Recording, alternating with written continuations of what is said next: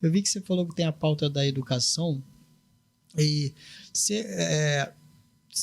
que solução você pensa para a educação, né, do Brasil? Você acha que hoje, que caminho que está tomando, né? Se você acha que a gente está indo de mal a pior, se está melhorando, e o que você acha que a gente pode fazer para ter uma educação melhor e mais futurista, né, mais voltada para o futuro, Olha, né? Principalmente aqui no Rio de Janeiro, a gente está numa situação bem ruim. O Rio de Janeiro é hoje o 8º pior no IDEB, o que é um absurdo, né? É um índice de desenvolvimento aí da educação básica no país. O principal nem está dentro aí da esfera estadual, que é a educação de base ali, o início, né? Os anos iniciais, infelizmente, eles estão com os municípios. A gente pode tentar trabalhar de forma a integrar um pouco mais, a criar aí um ICMS educacional, alguma coisa que se possa ajudar. Até algumas coisas são mais de infraestrutura, a gente tem problemas, claro. A gente descobriu aí na pandemia que tem escola que não tem nem banheiro. Como é que você quer que o aluno aprenda, que o professor seja bom, se você não está dando uma condição básica dele nem de ter higiene? É complicado. E aí você tem que fiscalizar. Eu acho que o principal papel que a gente consegue fazer e resolver boa parte dos problemas, ou pelo menos ajudar a resolver boa parte dos problemas, é fazendo uma boa fiscalização.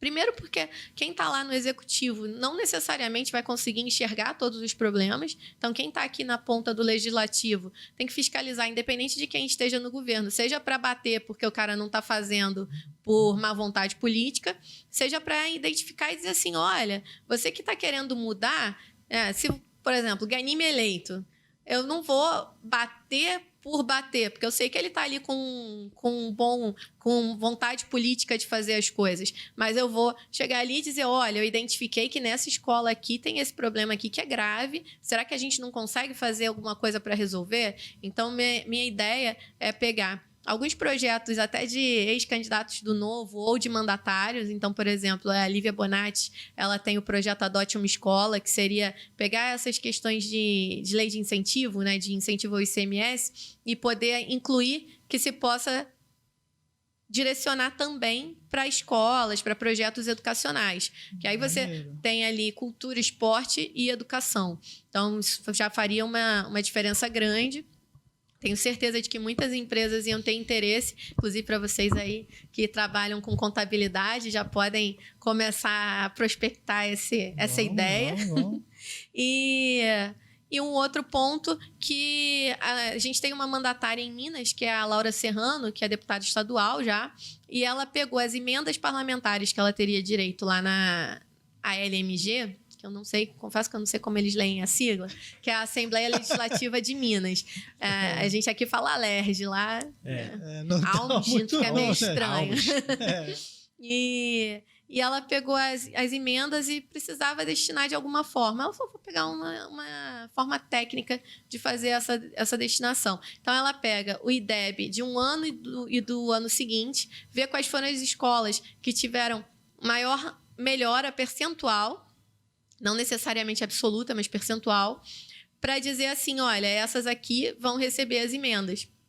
Eu quero fazer uma coisa que é um misto disso que ela tem, com pegar também quem está lá na ponta, na rabeira, quem foram os que tiveram o pior desenvolvimento de um ano para o outro. E aí fazer as duas coisas, tanto você incentivar que eles cheguem a ter uma melhoria maior de um ano para o outro, quanto a saber, poxa, o que essa escola aqui tem que ela não está conseguindo evoluir enquanto essa outra aqui tá evoluindo tanto? O que essa aqui fez de bom? O que essa aqui tem que não deixa que ela evolua?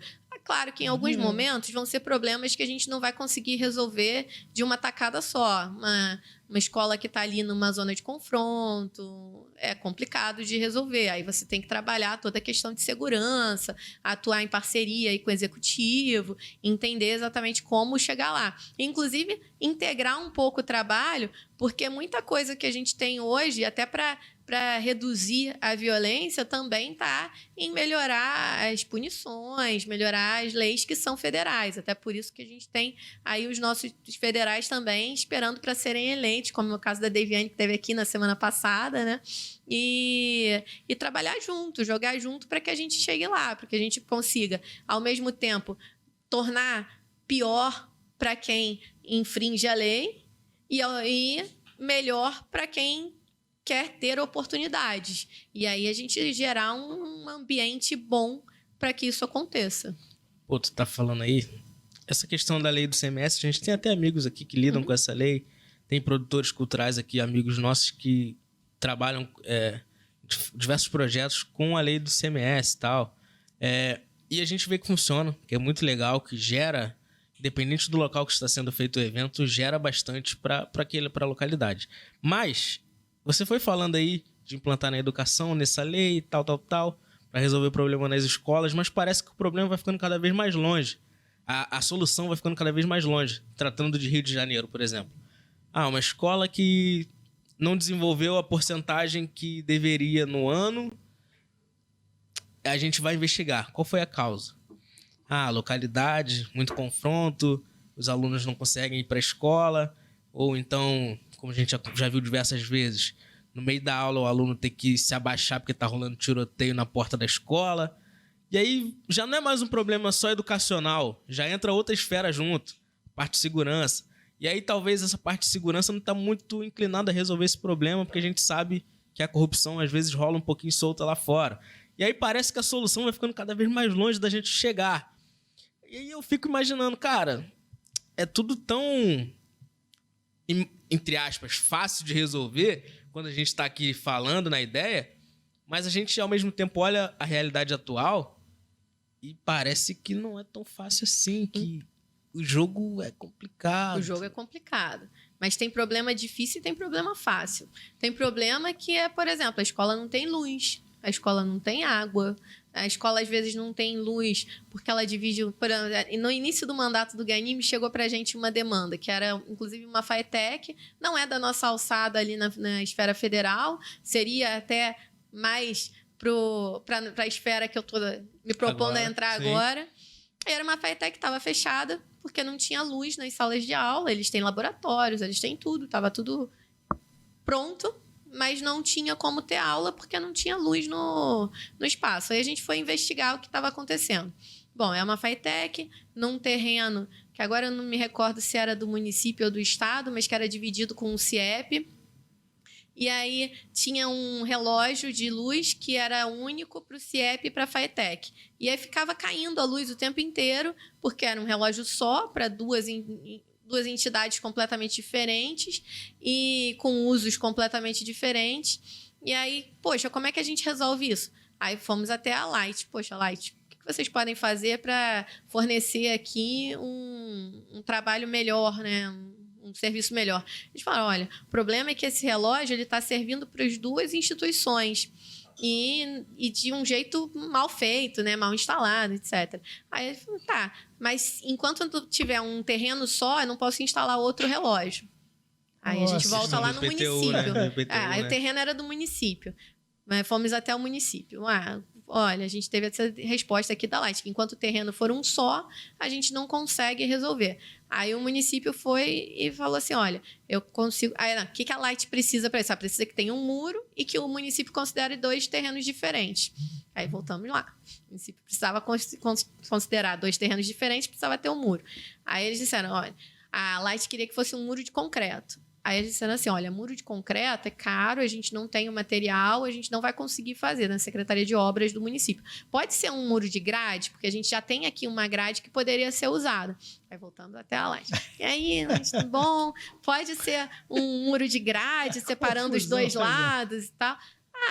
Pode, mas aí tem que colocar um relógio para cá, um relógio para lá, mas a gente consegue fazer. E isso tudo também conversando com a Secretaria de Estado de Ciência e Tecnologia na época, que começou a interceder para fazer. Acaba que, assim, em 6 meses, a gente conseguiu que a Light instalasse um relógio para um lado, um relógio para o outro, que o município considerasse 2 terrenos diferentes, que a Secretaria de Obras colocasse um muro, mas precisava de alguém que integrasse todo mundo, para todo mundo trabalhar junto. Faltava só isso aí que eu tô te esse falando. relacionamento. É um problema fácil, mas demorou 6 meses para resolver. botar um muro e o relógio de cada lado. Não chegou a levar 6 meses, mas é que você, quando abre a escola, você abre para o semestre seguinte, né? Mas a gente não sabe que eles resolvem uma semana, né? A gente sabe que não é bem assim. Era só de membrar o IPTU e lá na verdade falar, agora são 2 IPTUs, quero 2 relógios, por favor. Mas eu tenho daqui a um mês, eu sou o Estado, eu quero amanhã. Não vou fazer, então eu vou fechar todas as suas lojas aí, porque eu tô com vontade de fechar. Fecha o que quer, é só fazer. Não fala porque não quer. Mas ainda bem que agora tem gente com vontade política pra fazer, né? E sabe o que eu achei mais legal? Quando eu te fiz aquela pergunta, eu tava esperando que você viesse com uma resposta mirabolante de reforma na educação e tal. Cara, ela atacou problemas simples. Vamos ver o que não funciona hoje de estrutura e botar para funcionar, que já vai ser um passo gigantesco. Sabe? Isso eu só achei muito interessante na solução que você deu. Você não veio com uma resposta clássica do político clássico de não, porque a gente vai mexer na grade, vai colocar isso, vai fazer aquilo, o ensino está muito ruim, a gente vai trazer um ensino da Coreia do Norte ou da China ou do Japão. Não. A gente vai pegar o que tem e vai deixar a estrutura funcionando. Quando isso estiver funcionando, aí a gente pensa no que fazer depois.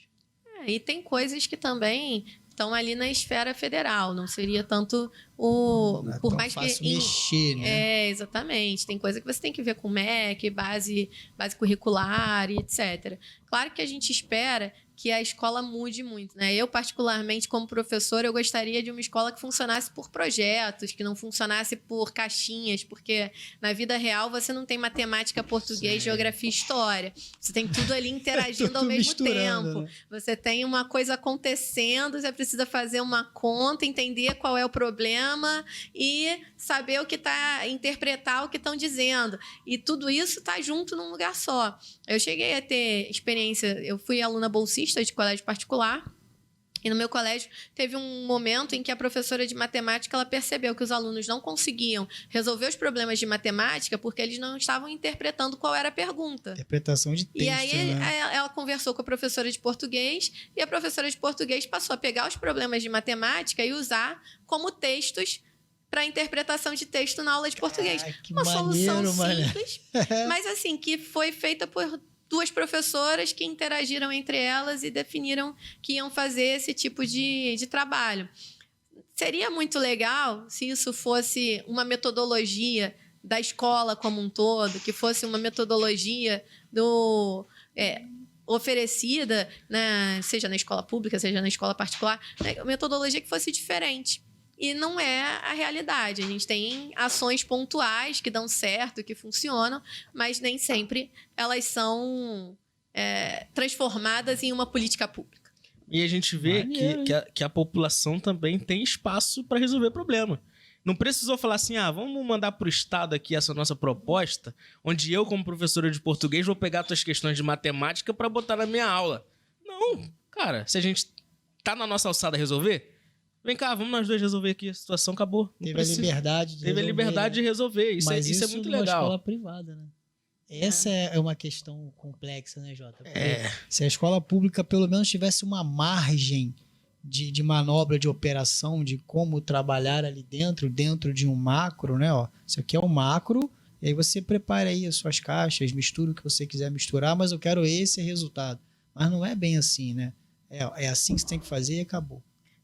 Mais ou menos. O professor até pode ter liberdade, mas depende muito da gestão de cada escola. Eu tenho professoras amigas que têm mais liberdade de atuar. Até mesmo em aulas, por exemplo, de educação física. Eu tenho uma amiga que ela dá aula de educação física. Gente, meu sonho era ter tido uma professora de educação física na vida que fosse como você. Eu tive professoras de educação física que foram diferentes, sim. Mas, por exemplo, o colégio tinha lá um bimestre de vôlei, um bimestre de futebol, um bimestre de basquete e um bimestre de handball. E acabou. Ela traz para os alunos todos os esportes olímpicos, como são os paralímpicos, mostra para eles. Eu acho isso muito diferente, né? É uma abordagem que o professor tem liberdade desde que a escola permita. E aí entra a questão de gestão, tem uma série de outros pontos que a gente precisa também trabalhar, de novo, em parceria com um executivo que esteja interessado em fazer a diferença. Maneiro. Então dá para mexer não só na estrutura, né, Jota? Dá para, de repente, você vir também com essa proposta de mudar um pouco, sair um pouco da caixinha, né? Desde que não infrinja, é claro, regras do MEC e tudo mais, né? E assim, eu concordo que a gente talvez não tenha que impor, porque a gente, como liberal, discorda de dizer que todo mundo vai funcionar da mesma forma, até porque os alunos não são iguais. Você tem cada um que vai reagir de uma forma diferente. Tem aluno que vai precisar de uma estrutura mais padrão. Tem um aluno que ele se sente enclausurado ali naquele formato padrão e que para ele seria melhor estudar com uma outra metodologia. E a gente precisa dar mais liberdade para que as famílias também possam decidir o que elas querem, qual tipo de educação que elas querem dar para os filhos. E acaba que o Estado, ele interfere muito nisso. Né? Isso aí tem a ver com aquela parte do teu projeto que diz onde que as pessoas vão poder escolher meio que a metodologia de ensino? Tem a ver com isso? Tem, mas como é que seria isso como compromisso. Como é que seriam essas metodologias aí que não entendi muito bem? Eu coloquei como compromisso porque existem alguns projetos de lei que vão nesse sentido. Então, a gente tem aí voucher na educação, homeschooling, charter school, tem uma série de coisas que a gente pode trabalhar caso a caso. Eu não acho que eu vou conseguir colocar ali cada um dos projetos e dizer assim, olha, no final aqui do meu mandato eu vou aprovar todos esses. E até porque, às vezes, pode surgir um projeto que seja fora da caixa e que eu diga, poxa, esse aqui é melhor ainda do que todos esses. Mas eu não quero colocar um compromisso que eu não seja capaz de cumprir até o fim. Não coloquei como compromisso a base do que eu vou usar como valor para seguir, para validar o que eu voto contra ou a favor.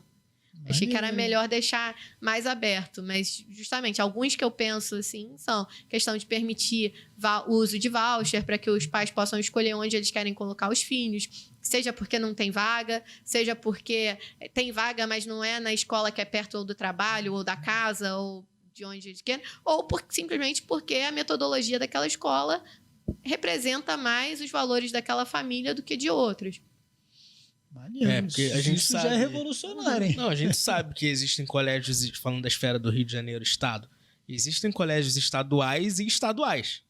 A gente tem colégios estaduais que são renomados e referências na educação, e a gente tem colégios estaduais que são precários e que a gente tem um nível de educação de aprovação baixíssimo. Isso tudo no mesmo estado. Era para ser, na nossa imaginação aqui, era para ser tudo igual. Se é estadual, é estadual. Agora, a gente tem um que é top e a gente tem outro que é totalmente precário. Como é que a gente chega numa igualdade nessa questão? Tem colégio que você tem que fazer prova para entrar de tão bom que estadual. Né? Não entra assim, eu quero entrar ali. Não, peraí, calma aí que o buraco é mais embaixo aqui. E tem as diferenças entre os municípios também, né? Nós temos 92 municípios e às vezes a diferença até de nota no IDEB é absurda. Sim. Você tem ali um com nota 1, 2, o outro com nota... Infelizmente, não tem uma nota 10, 8. Tem notas, sei lá, 5, 6. A gente espera aí mudar essa realidade, mas infelizmente a gente está numa situação bem ruim. Mas tem casos até de municípios que trabalharam usando metodologias de ensino, até contratando metodologias da rede privada e que subiram absurdamente no IDEB. Por exemplo, é o caso de Natividade. Eles foram para o 6º lugar no IDEB. Eles estavam, assim, muito mal e contrataram uma metodologia de ensino que faz capacitação dos professores, faz uma reciclagem, mostra como usar o material didático e eles acabaram conseguindo um retorno muito alto. Eles foram capa de jornal por conta dessa mudança. Então, por que a gente não pode tentar usar isso na esfera estadual ou até estimular que uma esfera ajude a outra, né? Isso tem até no plano de governo aí do Ganime,